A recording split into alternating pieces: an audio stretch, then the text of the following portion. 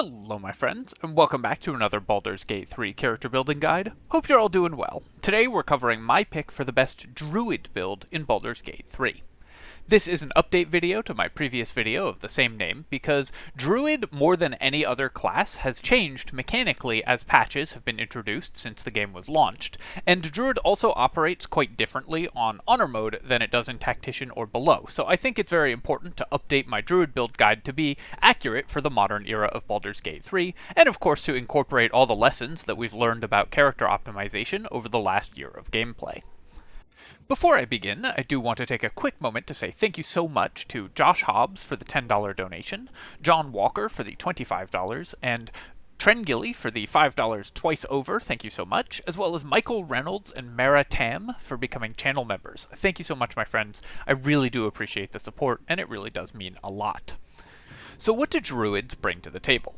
Well, the real question is, what don't Druids bring to the table? Druid is, by nature, pun intended, the most flexible combat class in Dungeons & Dragons. Druids can provide melee damage, they can provide ranged damage, they can tank, they have excellent movement modes, they can provide crowd control both with their melee forms, in terms of their wild shape forms, and with their spellcasting, and they have the widest array of utility spells in the game. Druids can therefore cover for any weakness that your party might have, and importantly, unlike many other classes that are able to be flexible and fill multiple roles, Druids can change which role they are filling from encounter to encounter, or even from turn to turn, very easily. The ability to switch in and out of wild shape, to choose different spells to concentrate on, depending on the nature of the encounter, means that your Druid will always have something very important to do on every turn of combat.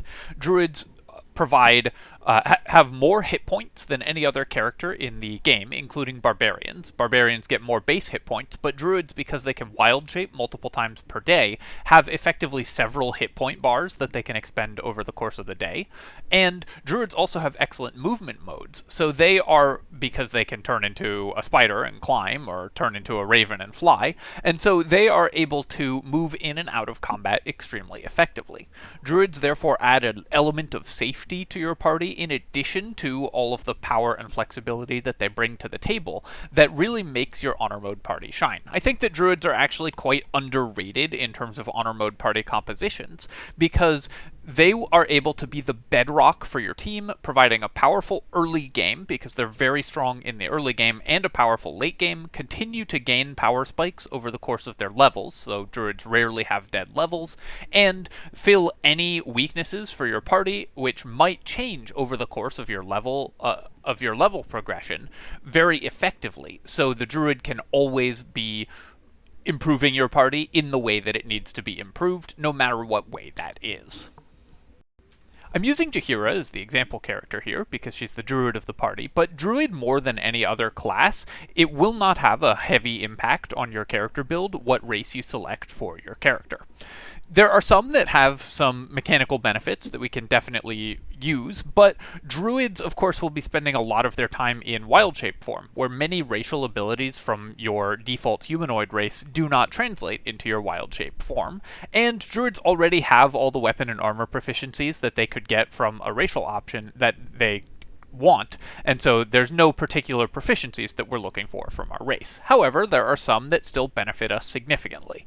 Halfling will allow you to reroll ones, and that ability does work while wild-shaped, and that can let us maintain concentration on spells more easily, something that we definitely want to be able to do in our wild-shaped forms and out of them as well. And Githyanki can give you the astral knowledge to allow you to pick any set of skills to be proficient in. Since our druid will have pretty good dexterity, being proficient in dexterity skills can let our druid be a lockpicker and fill every out-of-combat role for your party instead of almost all of the out-of-combat roles for your party. So there's some options there that give you some flexibility or some additional power, but for the most part you can feel free to choose your race and background based on flavor. Druids are very self-sufficient and don't need particular choices for those in order to work. For our ability scores, we're going to take an attribute split that looks somewhat unusual, and one that very few other characters would be interested in taking, but Druid gets to break some of the rules. We're going to take 16 Wisdom, because of course we want to max out our Wisdom for our spell save DCs, and damage from our spells, and we're going to take 16 dexterity because we want to have the highest possible initiative. Even though we will be spending a lot of time in our wild shape forms, which will use the animal's dexterity, we will often want to start combat in humanoid form to cast a spell before entering wild shape, so winning initiative in order to do that on the first turn of combat before enemies get a chance to go is very important, so we max out our dexterity. Finally, we take 15 constitution because we're going to be getting an extra odd point of constitution due to a feat that we'll be selecting later down the line, so this will let us get 3 16s with our starting stat. Our remaining 2 points don't have anywhere in particular that they need to go, so you can put the 2 points into strength just to get a little additional carry weight. That's what I recommend. But it is also worth noting that druids, more than almost any other class, benefit very cleanly from getting Ethel's Hair. We can put those extra 2 points in wisdom, get 17 wisdom, and then we'll be able to bump our wisdom to 18 with Ethel's Hair, which will get us a whole extra feat at no cost. So if you are intending to get Ethel's Hair in this playthrough, then it's worth setting your druid stats to the 16, 15, 17 stat spread instead of the strength stat spread. We'll go with this for the example, but I wanted to mention both of those because, of course, it's a very powerful option if you can get a whole extra feat for your character. For our skill selection here, the only really important one is that we take perception, but that is very important. Druids will have the best perception check in the game because they get perception proficiency. They can take it as a class skill, and they'll be maxing out their wisdom, so they're likely your source of your best perception check, which is one of the most important skills in the game to find hiding enemies and traps. Finding traps is very important because it can cost you a lot of hit points if you walk into them, so having good perception checks in your party is very helpful, one of the many things that druids bring to the table both in and out of combat. Our second skill really doesn't matter where you put the second one. You are unlikely to be doing dialogue with this character, so many of these are wasted. Survival has no mechanical benefit because you can just dig up the chests even if you fail the survival check, just by using a shovel in your inventory, but it does save you some clicks to pass the check, so I just usually put it in survival anyways, just for quality of life reasons.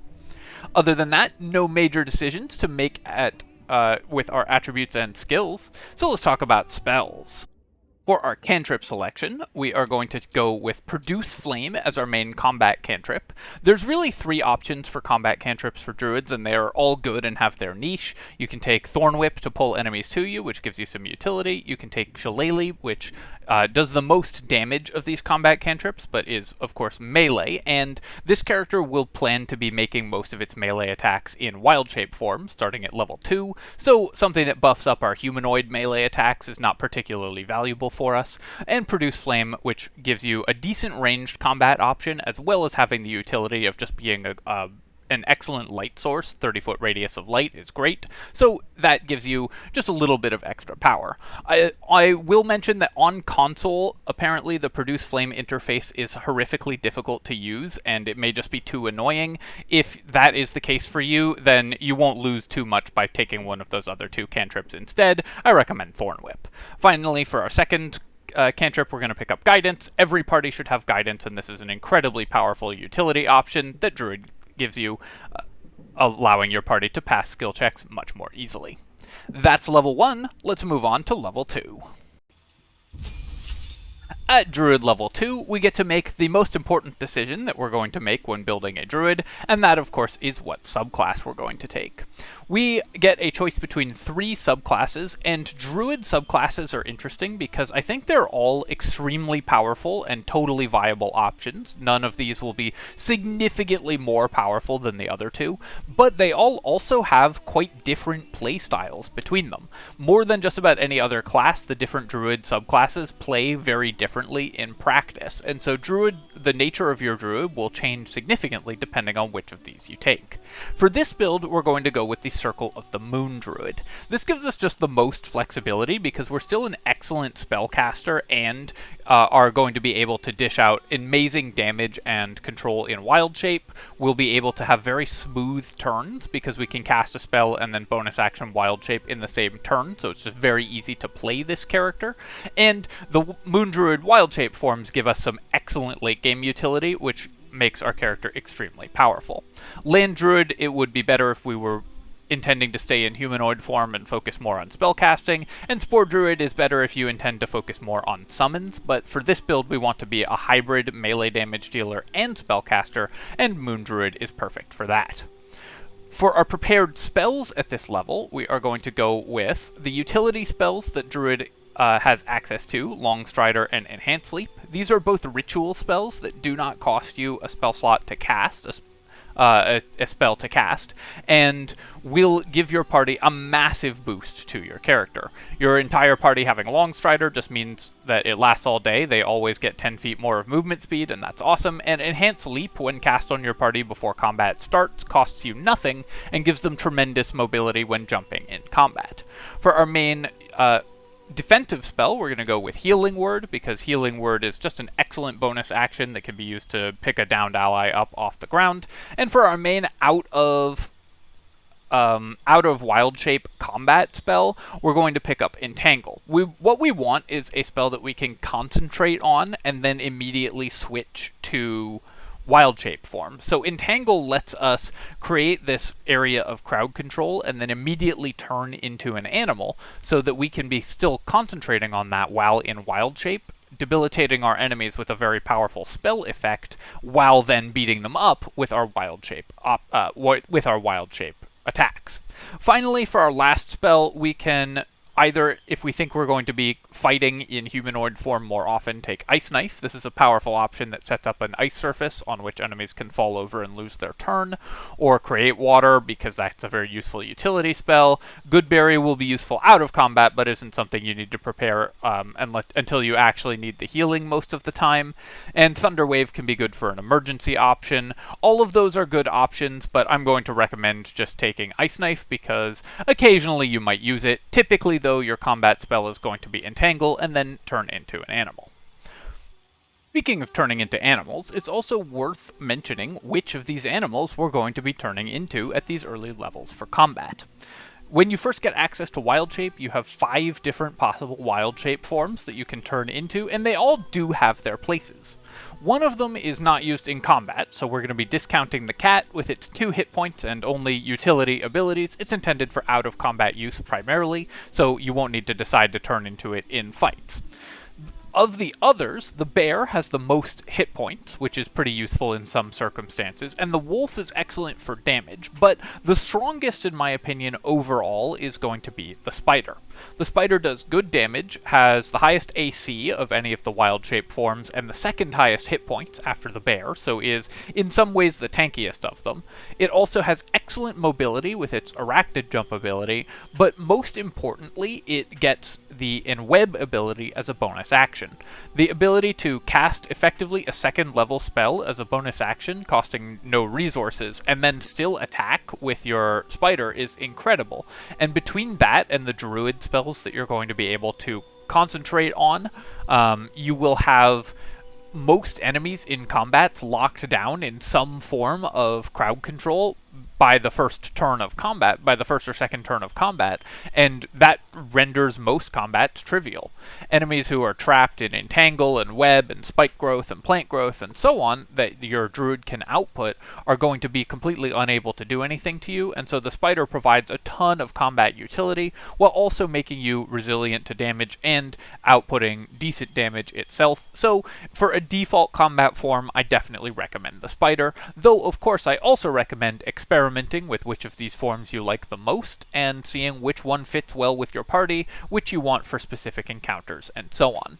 Overall, though, spider is just the best by default, so that's what I would recommend turning into for most of the early game. That's it for level 2. Let's go on to level 3.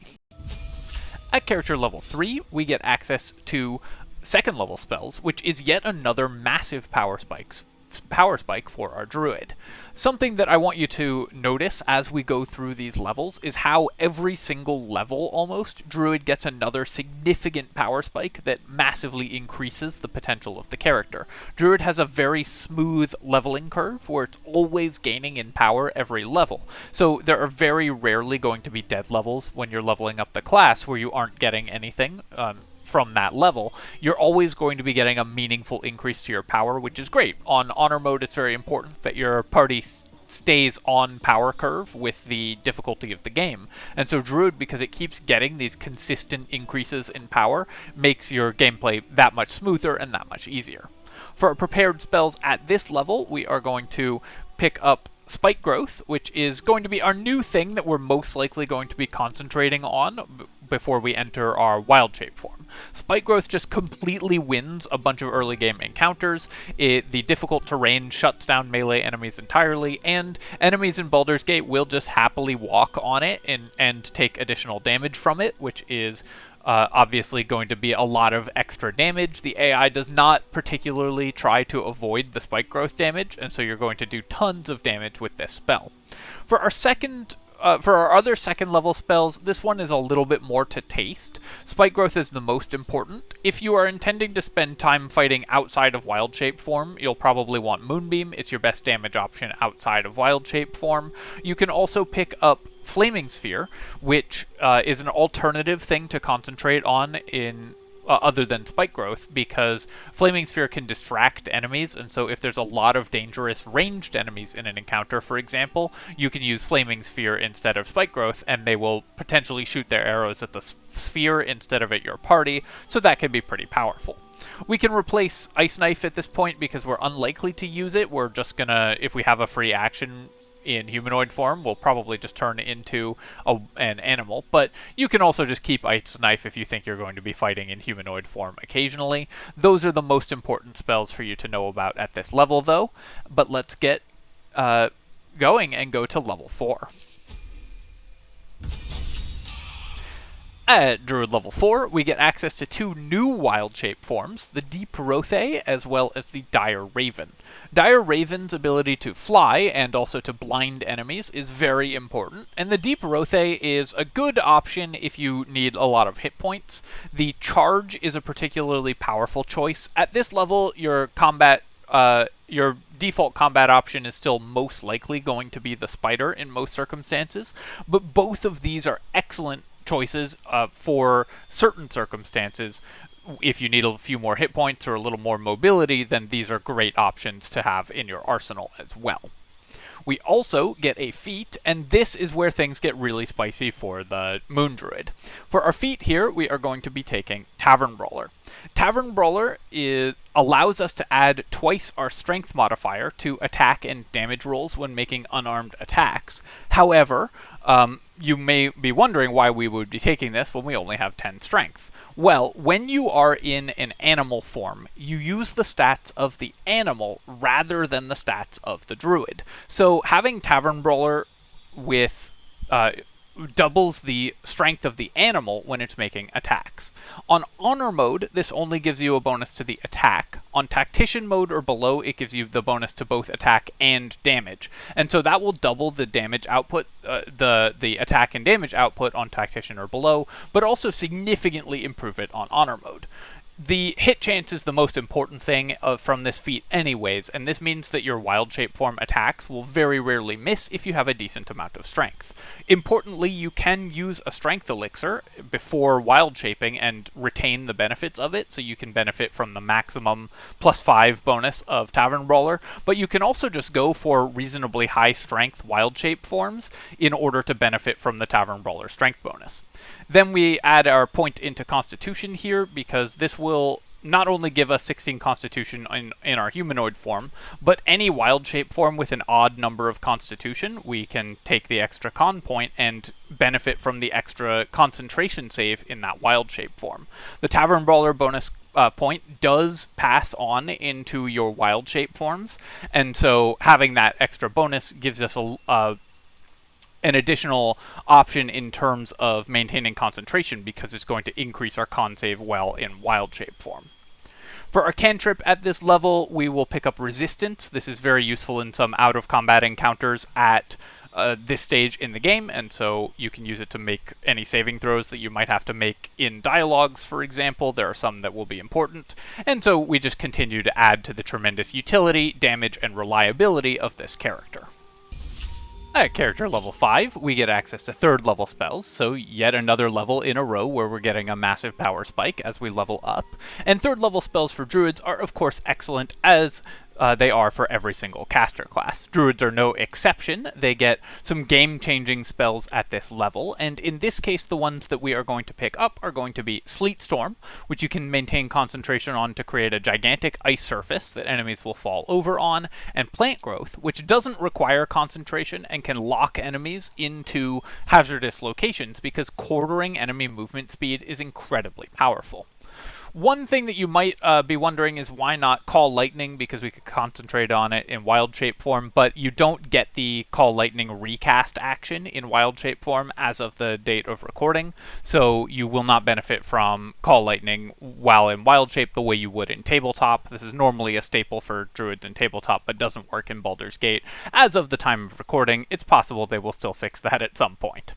Sleet Storm, though, is just a very powerful tool for knocking over a lot of enemies, and Plant Growth for locking down especially melee enemies, so those are incredible additions to our arsenal. We now do have, as you can see, a lot of concentration spells, but the great thing about Druids is that we only really need to cast one spell per combat, so we can prepare every powerful concentration spell in the game and then choose the perfect one for that encounter, rather than having to bring spells that are sort of more generically useful. Because we have generically powerful actions to do no matter what, we can always just turn into an animal and start punching things. So we don't need to have a spell that does damage, we do great damage just from our wild shape attacks. At Druid level 6, we get access to 2 new wild shape forms, including what will be our most important combat form on into the late game, Owlbear form. Owlbear form is so great for us because it has 20 strength base. The owlbear itself has 20 strength and can enter a rage going up to 22 strength. So by default, it's getting the maximum benefit out of Tavern Brawler and then can increase that even further, meaning that it will always hit with its attacks and always do a tremendous amount of damage on Tactician mode or below, and on Honor mode it will just always hit with its attacks, which is an incredible thing for a wild shape form to do. It also gets a bonus action jump and attack, which is very powerful and just does great damage, so this is going to be our default choice.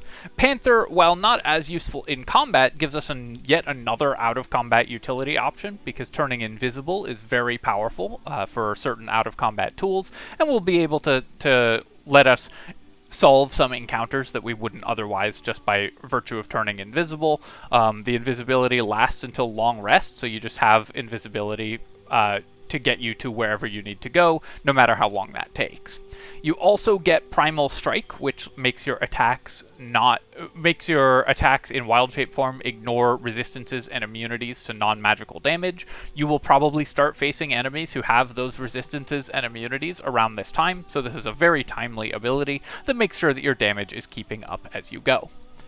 Also, while I am recording this, there is a gigantic spider just on the ceiling, just over my head in my office. I guess he heard me talking about how good spiders were as a wild shape form and just came to express agreement. So if I scream in the middle of recording, it's because it's dropped on my head.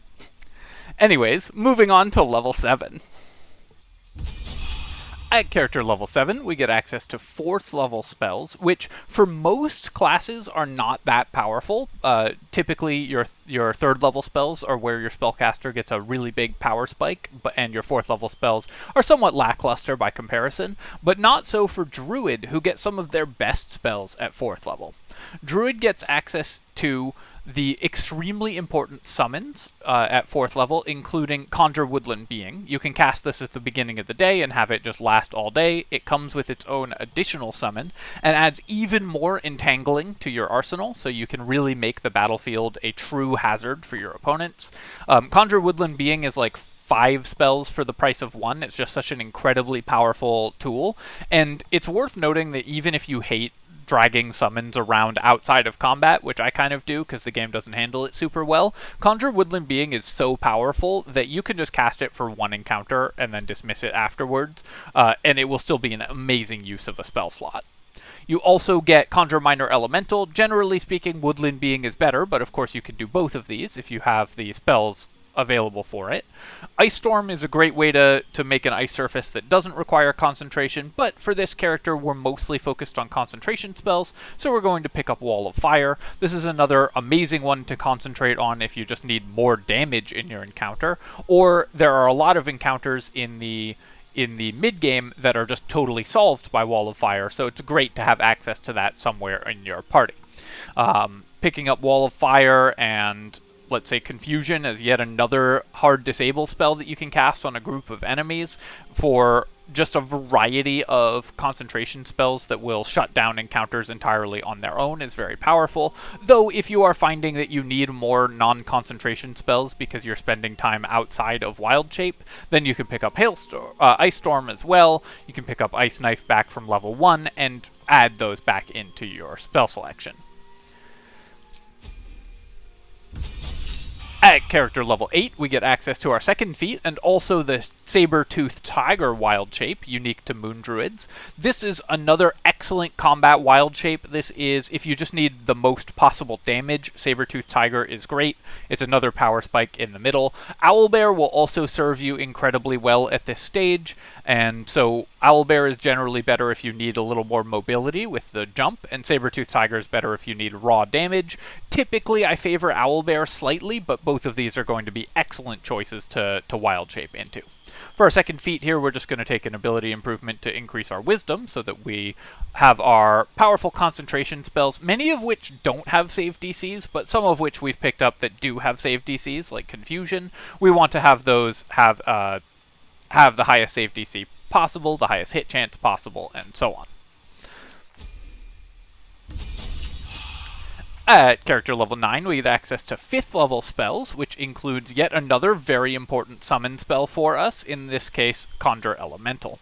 Conjure Elemental is an incredible summon that has 4 different options, all of which are amazingly powerful.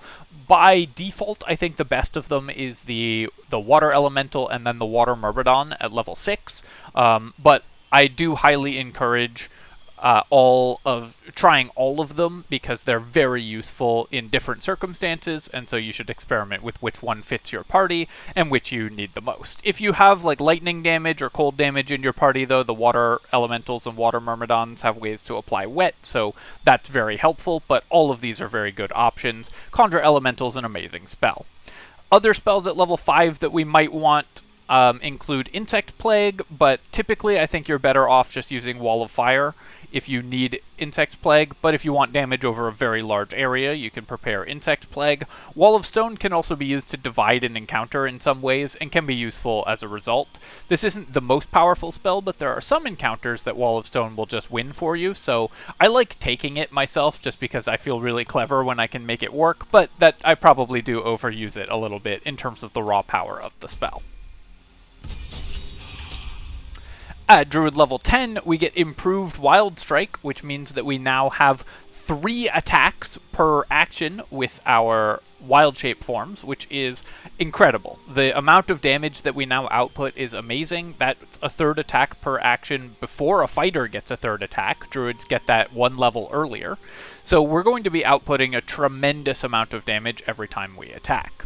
We also get the Dilophosaurus form from just being a druid, which is useful because of the ranged attack, but the real prize here is that as a Moon Druid, in exchange for 2 Wild Shape charges, we can turn into Myrmidons.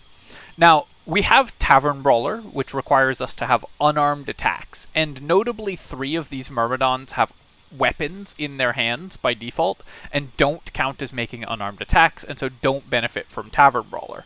However, the Earth Myrmidon is unarmed, and so you can stay as an Earth Myrmidon and benefit from the hit chance bonus of Tavern Brawler. It's also extremely broken on Tactician mode or below because it like multi-adds the Tavern Brawler, and even on Honor mode I think there's something odd happening with the damage calculations on Earth Myrmidon. It's doing more damage than it should, I believe, but the amount of damage that you output is massive with Earth Myrmidon, and the abilities are no joke either. The best abilities by default are probably the Water Myrmidon, but typically you're going to summon the Water Myrmidon and Wild Shape into the Earth Myrmidon if you want both the abilities and the damage.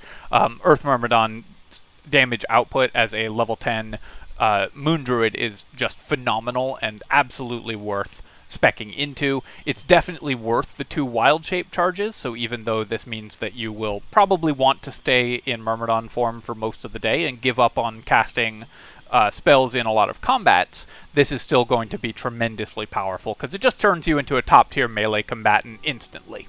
Don't forget, though, that you can still become an owlbear or a Dilophosaurus or a saber-toothed tiger in encounters where you don't want to spend both of your wild shape charges at once. For our cantrip here, it doesn't really matter what we pick, so let's just pick up Thorn Whip because pulling enemies to us is funny, and then move on to level 11, where we get access to 6th level spells, and Druid 6th level spells are also excellent. We get Hero's Feast, which lasts on your entire party, and all of the summons that you might have, which is probably a lot of them, as well as yourself. The additional HP from Hero's Feast doesn't work super well with wild shape forms, because you'll probably be taking a lot of damage in your wild shape form, but the Hero's Feast bonus is just incredible. You will get the benefits of it while wild shaped anyways, becoming immune to poison, disease, and frightened, which is really, really powerful. Making wisdom saves with advantage is also extremely powerful for your wild shape forms as well. Wall of Thorns is a top-tier concentration spell, so if you really just want a concentration spell that wins an encounter, this is like 4 of the best Druid spells all wrapped into a single spell, so you can use that. And, of course, the hidden 6th level spell that you get here is Conjure Elemental for the Myrmidons rather than the Elementals, so the level 6 version of Conjure Elemental is great. If you're only casting one 6th level spell, I recommend summoning a Myrmidon, but Druids benefit a lot from items that refresh their spell slots, so that you can summon a Myrmidon, use Hero's Feast, and then still have Wall of Thorns up for encounters. So if you have that kind of item and nobody else needs it more, you can use that on your Druid. By default, the best action, I think, is a Myrmidon summon, and of course it's worth noting that you can get Hero's Feast from Camp Follower, but Hero's Feast is good enough that it's worth casting with your 6th level spell slot anyways, so if you just have like the Spellcrux Amulet, you can summon a Myrmidon, refresh your level 6 spell, and then cast Hero's Feast, and then you will be extremely well set up for the entire adventuring day. For that reason, we're going to pick up these 2 just as our prepared spells, though again, this is going to depend on exactly what you are doing and whether you're using items that refresh your spell slots in order to get more spells. Finally, at Druid level 10, we get our last, level 12, we get our last feat, and we are going to pick up 2 more points in Wisdom to max out our save DCs and make sure that we have the best spell access possible. This will give us excellent spell save DCs, excellent damage, incredible damage in wild shape form, and maximize the utility of our character, which has both extremely powerful in combat and extremely powerful out of combat utility. We can up that even further, though, with items and multiclassing, so let's talk about those. The great thing about items for this character is that you need almost none.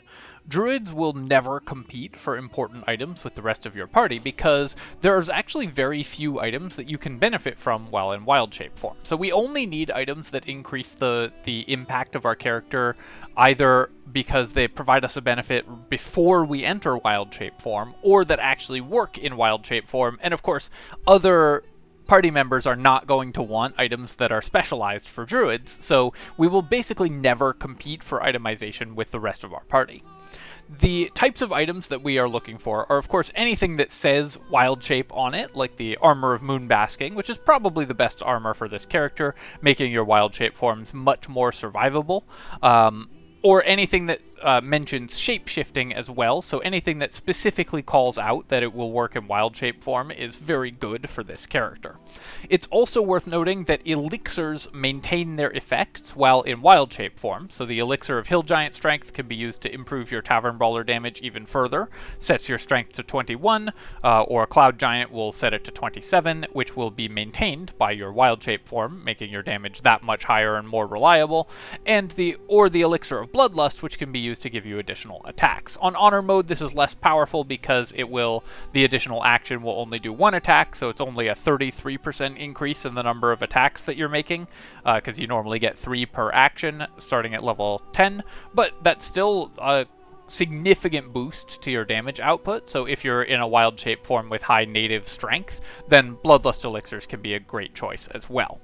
You also are likely to want some gear that boosts your initiative. Even though we have 16 dexterity, so we'll have decent initiative, anything that increases your initiative, like the Sentinel Shield, for example, can let you go first, and since your normal play pattern in combat is cast a powerful concentration spell with your main action, and then immediately with your bonus action, enter wild shape form, you are going to want to go first so that you are in wild shape form before an enemy actually gets to go, and so that your powerful concentration spell has a chance of winning the combat before enemies actually get to act.